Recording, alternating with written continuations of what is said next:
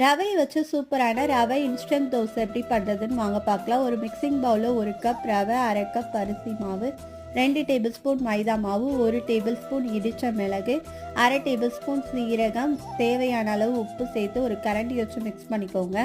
அதுக்கப்புறமா கொஞ்சமாக தண்ணி ஊற்றி நல்லா மிக்ஸ் பண்ணிக்கோங்க. மிக்ஸ் பண்ணி 15லேருந்து 20 நிமிஷம் மாவை ஊற வச்சுடுங்க.